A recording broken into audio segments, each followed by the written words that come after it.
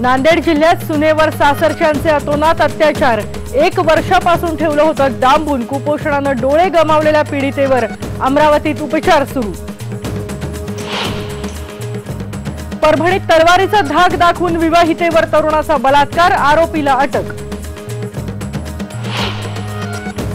बुलडाण्यात लग्नाचा आमिष दाखवून 19 वर्षांच्या तरुणीवर बलात्कार, आरोपी राहुल सुरवडे गजाआड।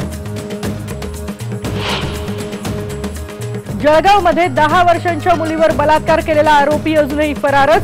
राज्य महिला आयोगाच्या सदस्य देवयानी ठाकरे यांच्या विरोधात सामाजिक कार्यकर्त्यांची पोलिसात तक्रार। भाजपला गुंडांचा पक्ष कोण सांगताय?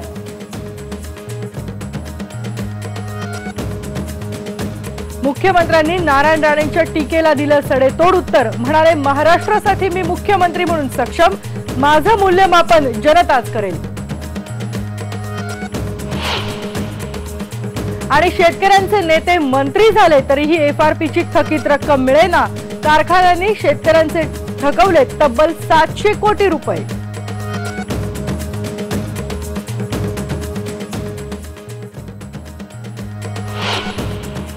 नमस्कार, मी केतकी जोशी। गावाकडच्या बातम्यांमध्ये आम्ही गावाकुसातल्या बातम्या तर तुम्हाला दाखवतोय, पण सध्या राज्य हादरून गेलाय तो अत्याचाराच्या बातम्यांनी।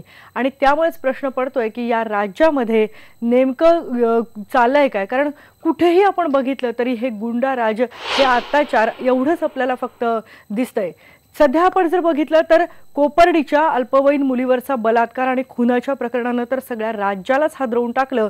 पण ही फक्त एकच घटना नाहीये, तर राज्यभरात अशा महिलांवरच्या अत्याचाराच्या अनेक घटना घडतायत।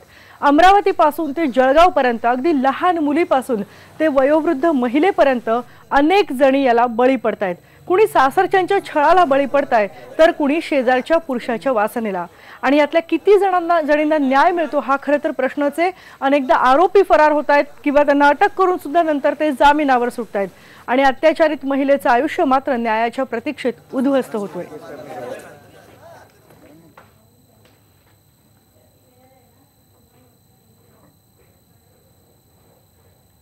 आणि अशीच घटना आम्ही दाखवणार आहोत, मन सुन्न करणारी आणि अक्षरशः माणूस की जिवंत आहे की नाही असा विचार करायला लावणारी ही घटना आहे खरं तर नांदेड जिल्ह्यातली।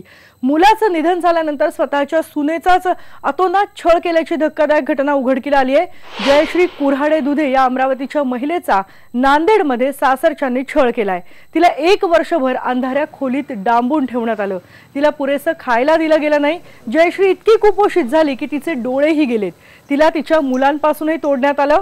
2012 मध्ये जयश्रीचे पती सुरेश दुधे यांचं अपघाती निधन झालं आणि त्यानंतर मग सुरू झाल्या तिच्या नरक यातना। तिचं जेवण बंद झालं, तिच्या आई वडिलांशी तिला संपर्क करू दिला जात नव्हता, तिचा मोबाईल काढून घेण्यात आला।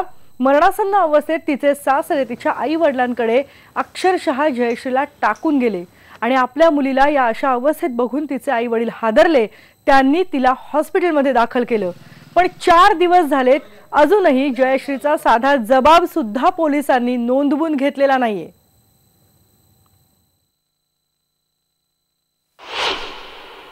गेल्या वर्ष 1.5 वर्षापासून एका महिलेला महिलेच्या पतीच्या निधनानंतर अक्षरशः घरात डांबून ठेवण्यात आलं। तिला जेवण देण्यात आलं नव्हतं आणि तिची अवस्था आपण पाहू शकतो, काय मरणाचं नावसं झालेली आहे। सध्या ही जयश्री दुधे नावाची महिला आहे। पतीच्या निधनानंतर या महिलेला अक्षरशः सासरच्या मंडळींनी घरात डांबून ठेवलं। तिला जेवण देत नव्हते, तिला कोणाला भेटू देत नव्हते, पाणी सुद्धा देत नव्हते। आज या महिलेची अवस्था आपण पाहू शकतो, हिचे हात पाहू शकतो आपण, अक्षरशः कुपोषित झालेली आहे की 50 ते 60 किलो वजन असणारे या महिलेचं वजन आता 15 ते 20 किलो दरम्यान गेलेलं आहे। आणि आपण पाहू शकतो की या जयश्री नावाच्या महिलेचे अक्षरशः कुपोषणामुळे दोन्ही डोळे निकामी झालेले आहेत। मी इरविन दवाखान्याच्या या आयसीयू वॉर्डमध्ये गेला 5 दिवसापासून जयश्रीला दाखल करण्यात आलेला आहे। आपण जयश्री ताईशी बोलूया। ताई, मला सांगा नेमकं तुमची ही अवस्था कशी झाली आणि कोणी केली नेमकी? माझ्या सासऱ्याने केली आणि जेवायला पण द्यायचे नाही, पाणी पण द्यायचे नाही, मला लेकराला सुद्धा माझ्या जवळ येऊ द्यायचे नाही। माझ्या आई वडिलांना फोन दिला होता, त्यांनी फोन फोडून टाकला की हे आई वडिलाला सांगणार म्हणून। अच्छा, तुम्ही गेल्या वर्षभरापासून तुमच्या आई वडिलांच्या संपर्कात होते का? बोलणं चालणं होतं का? फोन लावून मागितलं तर नाही म्हणत जाय, तुझे आई वडील काय येते का म्हणत जाय, ते भीक मागे आहे म्हणत जाय, ते येत नाही म्हणत जाय. काका मला सांगा काय घटना झाली नेमकी, कधीपासून हा अन्याय अत्याचार सुरू होता? अत्याचार तरी जवळजवळ 1.5 वर्षाच्या अगोदरपासून आहे, पण या 12 महिन्यात जास्तीच झाला. त्याच्यानंतर आम्ही भेटायला गेलो तर तिथं सर्व तिच्या सासरच्या इकडचे लोक तिच्याजवळ येऊन बसे, म्हणजे समोर आम्हाला बोलू शकत नव्हती. आम्ही म्हणजे तिले आणलं होतं घरी पहिल्यानं, चांगलं सोबत केलं तिले सांगतो. मग तिचा सासरा आला गाडी घेऊन, सारे लोक जमा झाले माझ्याटातले, एवढी पोरगी सुधी झाली म्हणे, तुम्ही नेऊन राहिले म्हणे. बाहेरच्या मंडळींनी पोलिसात तक्रार दाखल केली, मात्र पोलिसांनी अजूनपर्यंत कुठलीही कारवाई केली नाही आहे. या पुरोगामी महाराष्ट्रात महिलांवर अत्याचार कधी कमी होतील आणि या महिलांना कधी न्याय मिळेल असाच प्रश्न आता सर्वसामान्य नागरिक विचारत आहेत. व्हिडिओ जर्नलिस्ट सागरसह संजय शेंडे, IBN लोकमत, अमरावती. या जयश्रीची अवस्था बघून अक्षरशः सुन्न व्हायला होतंय आणि अजून देखील पोलिसांनी कोणतीही कारवाई केलेली नाहीये, कोणत्याही प्रकारचा जबाब नोंदवून घेतलेला नाहीये. परभणीत सुद्धा एक परभणीत तर बलात्काराची घटना घडलेली आहे आणि परभणीतली ही जी घटना घडली आहे ती तलवारीचा धाक दाखवून एका 35 वर्षांच्या महिलेवर एका तरुणानं बलात्कार केलाय. परभणीच्या भीमनगरमध्ये ही घटना घडलेली आहे. मोहन गुजर या आरोपीला अटक करण्यात आली आहे. ही जी महिला होती ही भाजी घेण्यासाठी बाहेर पडली तेव्हाच मोहन गुजरनं तिला तलवारीचा धाक दाखवला आणि तिला तिथून चक्क उचलून नेलं. त्यानंतर तिच्यावर त्यानं बलात्कार केला. तिला कोणालाही जर सांगितलं तर वाईट होईल अशी धमकी सुद्धा दिली, पण या महिलेच्या घरच्यांनी आणि नागरिकांनी आसपासच्या थेट पोलीस ठाणं गाठलं. पोलिसांनी इथे वेगानं कारवाई केली आणि त्यामुळेच मोहन जाधव याला लगेचच अटक झाली. भीमनगरची एक महिला आहे, त्या महिलेला एका व्यक्तीने तलवार दाखवून गाडीवर बसवून एका मोकळ्या जागेमध्ये अंधाऱ्या जागेत नेऊन तिच्यावर अत्याचार केलेला आहे. सदर महिला आलेली आहे आणि ती तक्रार घेतलेली आहे आणि आरोपीलाही ताब्यात घेतलेला आहे. गुन्हा दाखल करण्यास चालू आहे. पुढील कारवाई करेल. मॅडम, तो जो गुन्हेगार आहे तो सराईत गुन्हेगार आहे, तर त्या दृष्टीने काय कारवाई करण्यात येणार आहे का? सराईत गुन्हेगार आहे, त्याच्यावर योग्य ती कारवाई केली जाईल. काल रात्री त्यानं आमच्या येथील या विवाहित महिलेस चाकूचा धाक लावून उचलून नेलं आणि एक जबरदस्तीनं तिच्यावर बलात्कार केलेला आहे. तशी आम्ही त्या महिलेला घेऊन इथं कोतवाली पोलीस स्टेशनमध्ये फिर्यादसुद्धा दिलेली आहे आणि गुन्हा नोंदवण्याची प्रक्रिया सुरू आहे. प्रत्येक वेळी आम्ही तक्रार देत असतो, परंतु प्रॉब्लेम असा आहे की ज्या छोट्या छोट्या तक्रार देतो त्याच्यावर डायरेक्ट काही कारवाई होत नसल्यामुळे मोठाले गुन्हेगार आहेत. त्वरित जर एखादा छोटा गुन्हा केला, कुणाला चाकू दाखवला, पैसे मागितले, त्वरित त्याला जर कडक शिक्षा झाली तर उद्या हा मोठा गुन्हा घडत नाही. तर बुलढाण्यात सुद्धा बलात्कार झालेला आहे. एका 19 वर्षांच्या तरुणीवर हा बलात्कार झालाय. बोरी आडगाव इथे राहणाऱ्या या 19 वर्षांच्या तरुणीला लग्नाचं आमिष दाखवण्यात आलं होतं आणि राहुल सुरवडे यानं तिच्यावर बलात्कार केलाय. राहुलला या प्रकरणी खामगाव ग्रामीण पोलिसांनी अटक सुद्धा केली आहे. या मुलीसोबत राहुलचे 3 वर्षांपासून संबंध होते, पण या मुलीनं त्याच्याशी अनैतिक शरीर संबंध ठेवायला नकार दिला आणि त्यानंतर तिनं लग्नालाही नकार दिला. त्यामुळे चिडून या मुलीवर राहुलनं बलात्कार केला आणि ही मुलगी गर्भवती राहिल्याची तक्रार सुद्धा तिनं दिलेली आहे. कुमारी मंगला दगडू सदांशिव ही मुलगी आली, ती वय वर्ष 19 वर्ष. तिने असं लग्न जामीन दाखवून आरोपी नामे राहुल सुरवाडे यांनी माझ्यावर वेळोवेळी संभोग करून गर्भ दाखल झालेली अशी तक्रारवरून गुन्हा दाखल आहे. रात्री 00:54 वाजता गुन्हा दाखल असून सदर गुन्ह्यातील आरोपी 1 वाजून 14 मिनिटांनी अटक करणार असून तो सध्याला खोकला आहे आणि पीडित मुलीची वैद्यकीय तपासणी आम्ही LPC यांच्यावर पाठवणार आलेली आहे. अत्यंत सरकारी उत्तर देत आहेत आणि गांभीर्यही नाहीये पोलिसांना, असं ऐकून या पोलिसांच्या आविर्भावावरून दिसतंय. पण जळगावमध्ये जी घटना घडली होती ती खरोखरच खूप धक्कादायक होती. बलात्कार म्हणजे काय हे न समजणाऱ्या या 10 वर्षांच्या मुलीवर बलात्कार झाला आणि तिच्यावर अत्याचार करणारा फरार झाला. 3 दिवस उलटून गेलेत पण तरी सुद्धा या नराधमाला अजूनही अटक झालेली नाही. हा नराधम तिच्या शेजारीच राहत होता. जळगाव मधल्या मेहरुणची ही घटना आहे. इतकंच नाही तर या मुलीची सगळ्यांसमोर चौकशी सुद्धा करण्यात आली. राज्य महिला आयोगाच्या सदस्य देवयानी ठाकरे तिच्या घरी गेल्या आणि तिला बाहेर बोलावून तिची सगळ्यांसमोर चौकशी केली असा आरोप सामाजिक कार्यकर्त्यांनी केलाय. याचा फोटो सुद्धा व्हायरल झालाय. देवयानी ठाकरे यांच्या विरोधात प्रतिभा शिंदे यांनी पोलीस तक्रार सुद्धा केली आहे. या मुलीच्या घरी कोणी नाहीये म्हणून तिची आणि तिच्या भावंडांची रवानगी बाल सुधारगृहात करण्यात यावी यासाठी सुद्धा अर्ज देण्यात आलेला आहे आणि या आरोपीचं फोटो असलेलं पत्रक जे आहे ते पोलिसांनी जारी केलंय.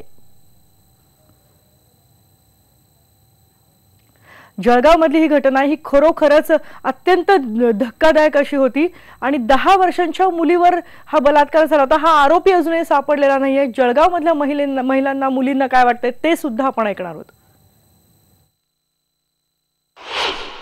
त्यांनी पीडित मुलीच्या घरामध्ये तिची गोपनीयतेची कुठलीही हे न ठेवता, मॉरल न ठेवता, त्या स्वतः मुलीला बाहेर बोलवून सर्वांच्या समोर, पुरुषाच्या समोर सुद्धा त्यांनी मुलीची चौकशी केली. हे निषेधार्ह आहे. तर आम्ही रिक्वेस्ट केलेली आहे रिमांड होमला 3 लेकरांची राहायची व्यवस्था आणि आमच्याकडून आम्ही त्यांना ज्या आजी आहेत त्यांना वृद्धाश्रमाला पोहोचवायची व्यवस्था करतो आहे. तुम्हाला असं वाटतं किती महिला सुरक्षित आहे सांगा तुम्ही? महिलांना आहे का सुरक्षा? कसली सुरक्षा? सरकाराकडे हीच विनंती आहे महिलांची आमची की मुली वाचवतील पण मुलींना संरक्षण तुम्ही द्यावे. आपण बघतोय खरोखरच संरक्षण मिळतंय का महिलांना, राज्यातल्या मुलींना? हा प्रश्न आता सगळ्यांनाच भेडसावतोय. या अत्याचाराच्या बातम्या तर आपण अशाच लक्ष ठेवून असणार आहोत, तुमच्यापर्यंत आम्ही या पोहोचवत राहणार. पण गावाकडच्या बातम्यांमध्ये इथे एक ब्रेक घेऊयात. पहा फक्त IBN लोकमत.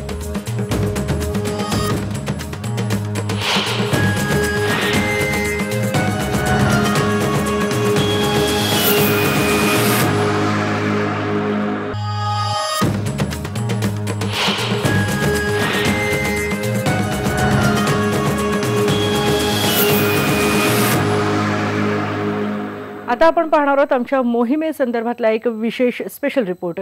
राज्यातल्या राजकारणाचा प्रमुख सत्ता केंद्र समजला जाणारा साखर उद्योग ऊसाचं उत्पादन घेणाऱ्या शेतकऱ्याला कसा नागवतोय याची नवनवीन आकडेवारी सध्या समोर येते. आजही FRPची थकबाकी 500 कोटी रुपयांचा आकडा पार करून गेली आहे. तरीही सरकार कारवाईचा नुसताच फार्स करताना दिसतंय.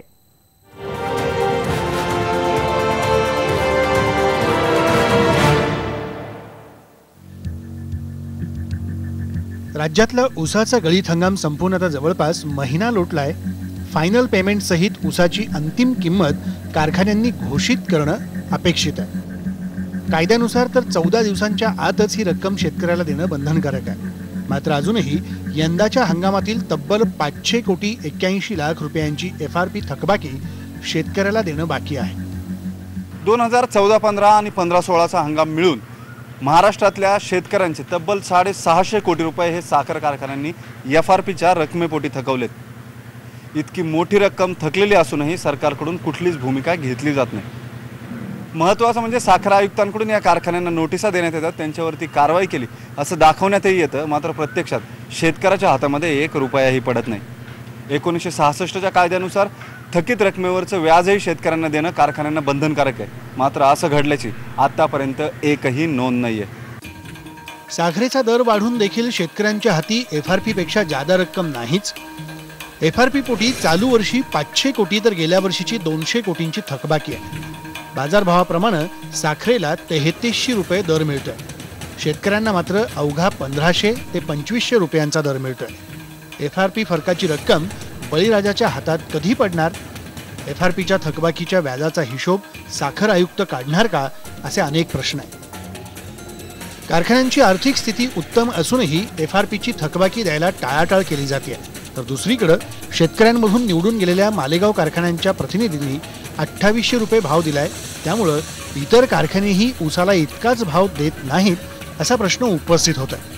यंदाचा आणि गेला गाळप हंगाम दोन्ही मिळून आतापर्यंत 670 कोटी रुपये कारखान्यांनी शेतकऱ्यांचे थकवलेले आहे. ज्या आजची ताजी आकडेवारी आहे त्यानुसार तब्बल 500 कोटी 81 लाख रुपये FRPची रक्कम अद्याप प्रलंबित आहे, थकीत आहे. परवाच साखर आयुक्तांनी 23 कारखान्यांवर कारवाई केली, त्यापैकी 10 कारखान्यांनी रक्कम पण जमा केल्या. मात्र मला एक गोष्ट खेदाने नमूद करावं वाटते की अद्यापही मागच्या हंगामातले 190 कोटी रुपये रक्कम थकीत आहे. काही कारखान्यांवरती RRCची कारवाई केली, मात्र तो फारसच ठरलेला आहे. कारण शेतकऱ्यांच्या पदरी काही रक्कम पडलेल्या नाही, त्यांना काही रक्कम मिळालेल्या नाही. शेतकरी बिचारा आशेला लावून आहे की आमच्या रक्कम कधी मिळतील. उदाहरणार्थ जसं साई कृपा कारखाना आहे, आर्यन आहे किंवा जे काही कारखाने आहेत त्यांच्यावर कारवाई केली RRCची. मात्र जी कारवाई पाहिजे ताबडतोब, जसं कारखाना विक्री किंवा मालमत्ता विक्री म्हणा किंवा त्यातले साखर साठा विक्री, तशी अद्याप काही कारवाई होताना दिसत नाहीये. FRP ही किमान आधारभूत किंमत असताना आता शेतकऱ्यांना यापेक्षा जास्त रक्कम मिळणं अपेक्षित आहे. मात्र अजून सरकार साधी FRP सुद्धा मिळवून देऊ शकत नाहीये, तर कमाल दराची अपेक्षा धरणं खूपच लांबची गोष्ट आहे. महत्त्वाचं म्हणजे अशी किंमत दिल्यास कारखान्यांना विक्री कर द्यावा लागेल अशी आवई साखर आयुक्तांनी उठवली आहे. ऊस आल्यानंतर 14 दिवसात त्या ऊसाची FRP देणं कायद्याने बंधनकारक आहे. न दिल्या त्यावर 15% व्याज द्यायची कायद्यात तरतूद आहे. असं असताना गतवर्षी FRP शिल्लक आहे त्या 14-15 15-16ची अशी FRP कारखान्यांनी अद्याप दिली नाही. बऱ्याचशा कारखान्यांनी देत असताना ती व्याजासहित दिली पाहिजे. 14-15 हंगाम ठीक होतं, दर कमी होते, परंतु आता जो 15-16 हंगाम नुकताच संपला त्या हंगामामध्ये FRPपेक्षा जादा रक्कम देणं शक्य आहे. FRPचा अर्थ आपण समजून घेतला पाहिजे. केंद्र शासनाच्या नियमानुसार FRP ही किमान दर आहे. याविषयी जास्त द्यायला कुठे बंधन नाही आहे. साखर येतो मंडळी जी म्हणतात की इन्कम टॅक्सवर येईल, यात काय फारसं तथ्य नाही आहे. थकीत FRPच्या रकमेपोटी कारवाईच्या नावाखाली साखर आयुक्तांनी राज्यातल्या 23 कारखान्यांचे परवाने निलंबित केलेत. यात अगदी मंत्री पंकजा मुंढे यांचाही कारखाना आहे. मात्र त्यापुढे या कारवाईचा काहीच उपयोग होताना दिसत नाही. वसुलीचे पैसे शेतकऱ्यांपर्यंत पोहोचलेच नाही. दुसरीकडे राज्यातली शुगर लॉबी दबाव तंत्राचा वापर करत कारवाई रेटून देताना दिसते. इतके दिवस ऊस उत्पादक शेतकऱ्यांसाठी लढणारी स्वाभिमानी शेतकरी संघटनाही आता सरकारमध्ये सामील झाली. स्वतः सदाभाऊ खोत कृषी राज्यमंत्री बनलेत. त्यामुळे ते तरी आता ऊस उत्पादकांना न्याय मिळवून देतील की नाही हे मात्र पाहावं लागेल. सचिन हंचाटेसह वैभव सोनवणे, IBN लोकमत, पुणे. आणि यानंतर गावाकडच्या बातम्यांमध्ये इथे पुन्हा एक ब्रेक घेतोय. पहा फक्त IBN लोकमत.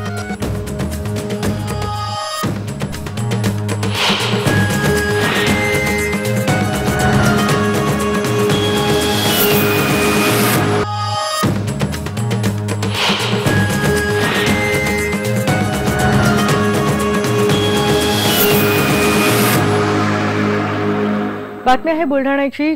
दुष्काळानं होरपळलेल्या शेतकऱ्यांची थट्टा करण्याचा प्रकार पुन्हा एकदा समोर येतोय. बुलढाणा जिल्ह्यातल्या नांदुरा तालुक्यामध्ये या शेतकऱ्यांना पीक विम्याची रक्कम जी होती ती अक्षरशः चण्या फुटाण्याच्या रूपातच आली आहे की काय असं म्हणायची वेळ आली आहे. कारण या शेतकऱ्यांनी विम्यासाठी हेक्टरी 271 रुपये भरले होते, पण त्यांना विम्याची रक्कम मिळाली आहे फक्त हेक्टरी 71 रुपये. गेल्या वर्षी दुष्काळामुळे जिल्ह्यातल्या 1420 गावांची आणेवारी 50 पैशांच्या सुद्धा खाली आली होती. त्यामुळे शेतकऱ्यांना हेक्टरी 16,200 रुपये मिळणं अपेक्षित होतं, पण हाती त्यांच्या पडलेत फक्त हेक्टरी 71 रुपये.